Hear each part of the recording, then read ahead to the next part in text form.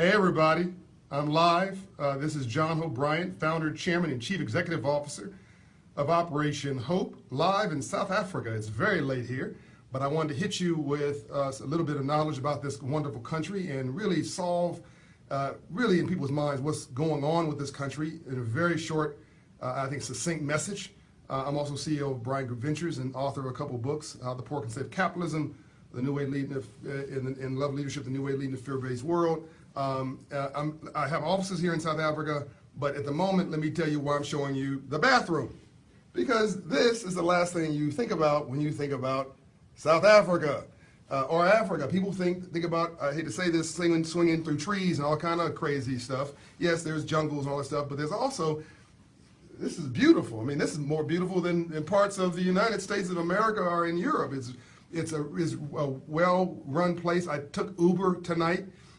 Here in South Africa, it worked beautifully and even more efficient than in some places in the States. The drivers were really nice and got out the car and shook my hand and helped me get in the car and talked to me on my ride and wanted to know about America. I mean, this is a beautiful country. So I wanted to show you the reality of one part of South Africa. Let me break this down very clearly. One sentence that explains South Africa's problem. And thank God for Nelson Mandela, what he did for this country. I had lunch with his wife, Gracia Michelle Mandela, earlier today with Ambassador Andrew Young and the delegation here. Just a wonderful soul, an example of what the dignity this country exerts forward in the world. But there's a problem here, right? The Mandela was not sent here to solve. He was sent here to solve social injustice and reconciliation. And he did that, just like Dr. King did that. The one problem in South Africa is poverty. There's no xenophobia problem here. There's no racial problem here. The problem is poverty. And then one fact, a drop the mic moment with regard to how powerful this is, one fact that will blow you away. 50 million people here plus, and approximately 5 million taxpayers. Now, I'm going to let that sit in with you for a moment. Forget about everything else you heard. There's 50 plus million people here, and there's 5 or 6 million taxpayers. You cannot have harmony in that environment because if you're paying taxes, you're working. So to quote my friend Van Jones, the best way to stop a bullet is a job. The problem in South Africa is there are no jobs. And when you have no jobs, people start stealing things and robbing people and losing hope. And there's only so much that what the dream that Mandela articulated of reconciliation and getting along with each other goes when you're hungry and you can't find a roof over your head and you see some people doing extraordinarily well and you don't understand how hard you work, that you're not. So the problem in South Africa, no different than the problem in the ghettos in the United States of America, is poverty.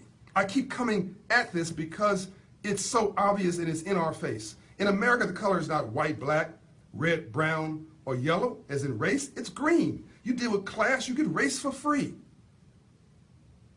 The problem here in South Africa is not all these distractions. It's poverty. And there needs to be a massive campaign focused on the true eradication of poverty. Now, I admire folks here in South Africa talking about entrepreneurship, but with all due respect to some of the government programs, how can you have somebody who's never been an entrepreneur explain and promote a program of entrepreneurship? That's no disrespect intended, but I am an entrepreneur. And an entrepreneur works 18 hours a day to keep from getting a job. You know, you get up and go, cannot get up and leave. So if you're going to be an entrepreneur, you got to hustle. You got to, I mean, you may not have the magic of compounded interest, but you have to have the magic of compounded hustle. Hustle on top of hustle creates more hustle, and you outrun failure. If you can't get a job, you need to create a job, which is what we need to do in South Africa. What Africa as a continent, 54 countries, last time I did the count, they change often because of restructurings of different democracies here and non-democracies, but 50 plus countries here. What everybody needs here, you need taxpayers. That's what you need. You need because and you may not like paying taxes, but you should be happy to pay taxes because that means you're earning some money. So what this place needs is taxpayers. And when they have taxpayers, they have money to pay. The government have money to pay for infrastructure and roads and lights and hospitals and police and safe streets. And then you have public safety and public services, and you create a middle class. And middle class folks don't riot. They just want to go shopping and spending time with their family. So what South Africa needs desperately, and I'm going to really target this message to South Africa and make sure it gets pushed out to leaders here in South Africa and residents here, you really need a massive, massive citywide, countrywide campaign for poverty eradication. Now, there is good news here. Johannesburg is the 66th largest economy in the world. The city of Johannesburg is the 66th largest economy in the world, 6th largest economy on the African continent. It drives enormous amounts of economic activity, but it still focuses around a small, relatively small portion of people here. So here's what Operation Hope is doing. We've served 60,000 people here. We have 5,000 volunteers here, Hope Corps volunteers, which we started from scratch. And we teach a course in dignity and banking on our future, basic financial literacy, the language of money, what we missed with the Freedmen's Bank. They didn't have a Freedmen's Bank here, but the same point. Unfortunately, they did not have a Freedmen's Bank here like they had in the U.S. with Abraham Lincoln. We lost the bank. They didn't even have one. So they don't even know what they don't know with regard to teaching everybody the language of money. So we're doing that at the base level. Then we're going to be bringing Hope Business in a Box academies here and teaching young people entrepreneurs to be an entrepreneur. We have a number of winners of Hope Business Box academies here that are just extraordinary young women, a lot of them, who are creating their own income at a modest level in townships and villages here and bringing dignity and self-worth and self-reliance to their families. And then we're going to be bringing Hope Inside here. Basically, our entire suite of services are going to come here under my leader here, Zvitko, who is a great South African managing director for our civil rights movement. And so they had really a vision for reconciliation and peace amongst races and social justice through Nelson Mandela. We now need a vision for this country that's around civil rights and not just civil rights, around economic prosperity, around aspiration, around uplift, because that will solve 80% of all the problems in this wonderful, dignity-rich country. They have a phrase here, Ubuntu. Ubuntu. Say that now with your family. Ubuntu. Ubuntu means I am me because you are you. Translated in the Western text, maybe through our Bible, whatever goes around comes around. So we're at 7 minutes and 56 seconds. I'm going to take some of the questions here. Jarvis says, very educational. Here to learn and inspire. Alan, thank you. Bridget, Global Enterprise. Mark, poverty, unfortunately, is a killer. You can think of altruistic stuff, be all about value, but no money, no show for anything. Agreed. Gary, thank you. David, it's difficult to eradicate poverty because it's too much money to be made in poverty. I'm more hopeful than that, David. Our work suggests that the problem actually can be solved. Is there a corruption issue with the leadership? I can't talk about that. I mean, there's corruption everywhere. So how about that, Bridget? There's corruption everywhere. Tiffany, thank you. Bridget says, like Chicago, no jobs.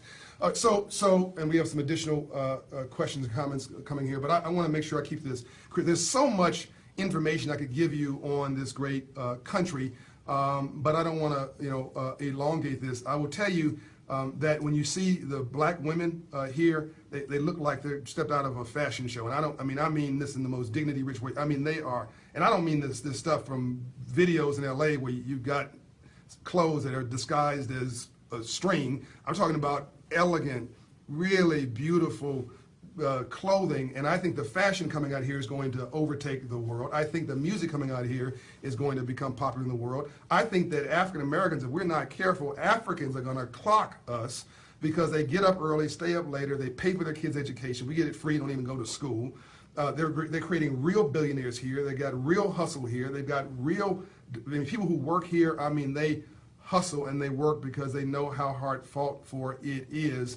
And if we're not careful in America, they're not only going to solve the poverty problem here, they're going to create a vibrant middle class and upper middle class, and they will outstrip African Americans. So I'm actually talking about two things. I'm talking about really there's two worlds here. You've got people who are doing extraordinarily well of all races. You'll see blacks and whites walking, hand in hand together in relationship here.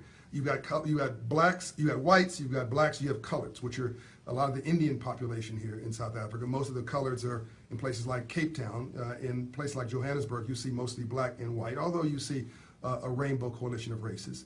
So the issue is not so much race these days as it is this economic tension of no jobs. And I'm not convinced that people have the intellectual software to create this generation of entrepreneurs that is needed here. But certainly, if Americans want to help, come over here. We actually even teach the Peace Corps our financial literacy coursework, so you can come up here and volunteer with us for your vacation. Don't spend $2,000 on a stereo. Spend $800 on a plane ticket. Come here. Get a modest hotel. The exchange rate with the rand is incredible, and go volunteer with Banking on Our Future, Operation Hope in some of the townships. It will change your life. Come to Africa, where the first human being walked upright, a woman, by the way, a black woman. We're all from Africa, right? Come here, it will change your life, and come here to change some lives, and understand that Africa is the most resource-rich place on the planet. So they don't need our charity, and they don't need our handouts, and they don't need our sympathy. They need our understanding, they need our empathy, and they need our support. And as we help them, they help us. And as you see, I wear Africa on my arm wherever I go. And then some of you see me wear this bracelet. I'll finally tell you what that means. That is Mandela's prison number. I wear it every day, no matter where I go. It's Mandela's prison number. I want to remind myself that freedom didn't come easy and it didn't come quick. You cannot have a rainbow without a storm first. All right, we're at 11 minutes, 57 seconds. I'm about to sign off. Let me see if there's any questions here. John, wealth of information. I'm glad you have met Mandela. I think he said he met Mandela. Jobs are important. It's one of the reasons the American Revolution. Okay. Soweto could use some love. Yes, I agree. We have programs, by the way, in Soweto. Thank you, Willie, for saying that. Our programs are in Soweto. Beverly, your truth is nothing but truth and power. Thank you very much. Jennifer signed on. Troy, could you share some light on initial steps needed to eradicate poverty? Well, I'll tell you, I don't have time in this video. I promise to keep these videos very crisp and short. Thank you for the 500,000 viewers, by the way, of this series, which I will continue to do. How the Poor Can Save Capitalism is the book you need to read. It'll break down my strategies. But the number one issue is half of all poverty is low self-esteem and lack of confidence in yourself. And I'll do this in another video, but one of the problems I've experienced here is that people are more concerned about rules than getting it right. And that comes from really used to being ruled and having low self-esteem. And so you'll go to a restaurant or a hotel, and oftentimes the service will be in the no business. Can I do this? No. Is that available? No. And what they really should be is in the yes business, but you got to empower people, and they have to have the confidence to say, yeah, let me go get that solved for you. And so that's one of the things that needs to be resolved here is that, for all the richness and everything, there's a self-esteem and a confidence issue, and that's half of all poverty in the world. So actually, real poverty has nothing to do with money. Then you got the issue of role models and environment. So if you hang around 9 broke people, you'll be the 10th. Okay? So if all you're doing is, if you've got broke people hanging around broke people, then why is anybody surprised if everybody ends up broke? I'll leave you with this one, and this relates to either South Central LA or the south side of Soweto. Role models, if you grow up in a neighborhood, and all you see, everybody's aspirational now. Nobody woke up in the morning and said, let me be a prostitute. No one. No one said, oh, mom, I can't wait to be a prostitute. They're doing it for money, or be a drug dealer. If all you see in your neighborhood is symbols of success are rap stars, athletes, and drug dealers, then why is anybody surprised that kids grow up wanting to be a rap star, an athlete, or a drug dealer? So we've got to change role models to change lives. People are literally modeling what they see. So that hopefully answers part of that question. Come to operationhope.org. Check out our Hope Global Initiatives work. Check out our work in South Africa. Come and visit us here once a year on a vacation. We'll take good care of you. I come here a couple times a year. I've been here 28 times. I love the place. Never get tired of it. Cape Town is more beautiful than Newport Beach, and I'm not exaggerating. Go check it out. Search it on the internet. Cape Town, South Africa is amazing. This place will change your life. and you'll be hooked on Africa, and then it'll be hooked on you, and then we'll realize we're all one family. All right, that's enough. That's too long. Love you much. I'll answer the questions offline. I believe in South Africa. Peace out. Watch for big news for us coming soon on our civil rights movement here.